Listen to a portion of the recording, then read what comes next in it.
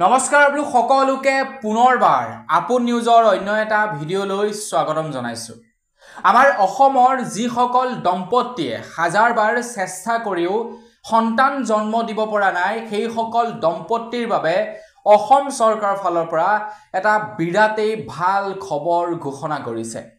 আপোনালোকৰ নজৰতো বা আপোনালোকৰ ওচৰে পাজৰেও যদি তেনে ধৰণৰ দম্পতী আছে তেওঁলোকক এই ভাল খবৰটোৰ বিষয়ে জনাই দিব। তো এই খবৰটোৱে তেওঁলোকক যথেষ্ট উপকৃত কৰিব বুলি মই ভাবো। যিসকল দম্পতীৰ নেকি ল'ৰা ছোৱালী নাই, হাজাৰ চেষ্টা কৰিও তেওঁলোকে সন্তান জন্ম দিব পৰা নাই, তেওঁলোকৰ কাৰণে এটা বিৰাটেই ভাল খবৰ ওলাইছে। বৰ্তমান সময়ত সন্তান যে কেৱল মাতৃৰ গৰ্ভতেই জন্ম দিব পাৰি তেনেকুৱা ধৰণৰ কথা নহয়। আজিকালি এনেকুৱা ধৰণৰ এডভান্স টেকনলজি ওলাইছে যিটোৰ জৰিয়তে মাক দেউতাকৰ ডিম্বাণু আৰু শুক্ৰাণু ব্যৱহাৰ কৰি ইলেক্ট্ৰনিক সামগ্ৰীত প্ৰস্তুত কৰি উলিয়াব পাৰি সন্তান, মানে ইলেক্ট্ৰনিক যন্ত্ৰৰ দ্বাৰা ল'ৰা ছোৱালীও আজিকালি জন্ম দিব পাৰি। সেইটো অকণমান কষ্টলি প্ৰক্ৰিয়া হৈ যায়, য'ত নেকি যথেষ্ট পৰিমাণৰ টকাৰ খৰচা আহি পৰে। তাতকৈ এটা ল' কষ্টৰ মানে কম টকাত সন্তান নথকা মাক দেউতাকে সন্তান জন্ম দিব পৰা এটা বিশেষ পদ্ধতি হৈ গ'ল চেৰ'গেচি। আৰু এইটোতো যথেষ্ট পৰিমাণৰ টকা খৰচা হয়, প্ৰায় 1-2 লাখ টকাৰ ভিতৰত আহি পৰে খৰচা।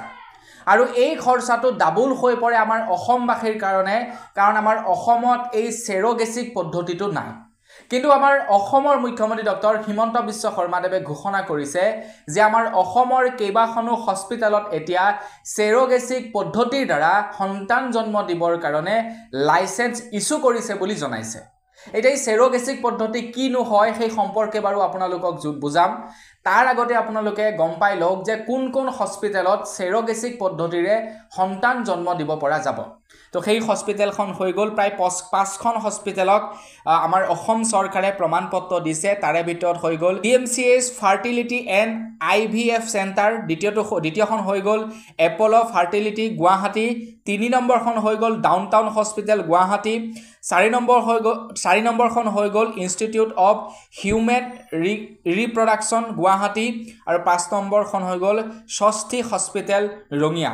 এই 5খন হস্পিটেলক এতিয়া লাইচেন্স প্ৰদান কৰিছে চেৰ'গেচিৰ দ্বাৰা সন্তান জন্ম দিবৰ বাবে। এটা সন্তানৰ মূল্য কিমান সেইসকল মাকে হয়তো বুজি নাপাব, যিসকল মাকে নেকি নিজৰ সন্তানক চুটকেছত ভৰাই ক'ৰবাত পেলাই থৈ আহে। সেইসকলক সোধক এটা সন্তানৰ মহত্ব কি, যিসকলে হাজাৰবাৰ চেষ্টা কৰিও এটা সন্তান জন্ম দিব পৰা নাই। গতিকে এনেকুৱা বহুতো ফেমিলি আছে আমাৰ অসমত যিসকলে নেকি হাজাৰ চেষ্টা কৰিও এহাল ল'ৰা ছোৱালী বা এটা সন্তানৰ বাবে তেওঁলোকে ককবকাই ফুৰিছে। এতিয়া তেওঁলোকৰ বাবে এই চেৰ'গেচিক পদ্ধতিটোৰ দ্বাৰা সন্তান জন্ম দিব পৰাটো খুবেই সহজ হৈ পৰিব। তো কেনেকৈ সন্তান জন্ম দিব এই চেৰ'গেচিক পদ্ধতিৰ দ্বাৰা সেই সম্পৰ্কে আপোনালোকক আজি জনাম। তো মই শ্ৰীপাঞ্জন গগৈ, আপোনালোকে চাই আছে আপোন নিউজ। আহক আৰম্ভ কৰোঁ আজিৰ ভিডিঅ'। চেৰ'গেচিক দুটা প্ৰক্ৰিয়াৰ দ্বাৰা কৰিব পৰা যায়। এটা হৈ গ'ল জেষ্টেশ্যনেল চেৰ'গেচিক আৰু অন্যটো হৈ গ'ল ট্ৰেডিশ্যনেল চেৰ'গেচিক। এই দুয়োটা প্ৰক্ৰিয়াৰ দ্বাৰা সন্তান জন্ম দিব পৰা যায় কোনো মাক দেউতাকৰ যদি হাজাৰ চেষ্টাৰ পাছতো সন্তান জন্ম নহয়। এতিয়া ট্ৰেডিশ্যনেল চেৰ'গেচিকটোনো হয় কি? মই যে কৈছিলোঁ ট্ৰেডিশ্যনেল চেৰ'গেচিক আৰু জেষ্টেশ্যনেল চেৰ'গেচিক দুটা প্ৰক্ৰিয়া থাকে।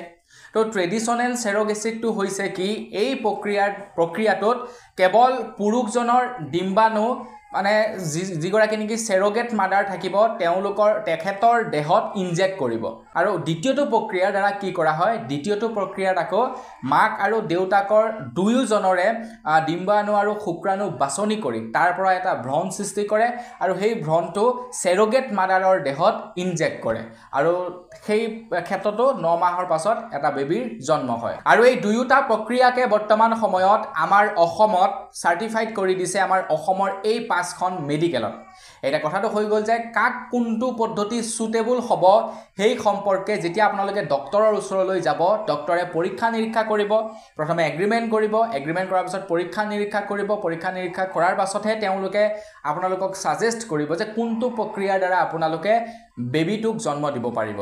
তো যিটো প্ৰক্ৰিয়াৰ দ্বাৰা বেবীটো জন্ম দিব পাৰিব সেই প্ৰক্ৰিয়াটোকে বাছনি কৰি লোৱা হ'ব আপোনালোকৰ ক্ষেত্ৰত। এতিয়া অসমৰ বাহিৰত যদি এই প্ৰক্ৰিয়াৰ দ্বাৰা সন্তান জন্ম দিবলৈ যায় তেন্তে যথেষ্ট টকাৰ খৰচা হয়। যেহেতু এতিয়া আমাৰ অসমত আহিছে, অসমত অহাৰ কাৰণে অকণমান খৰচাটো কমি যাব।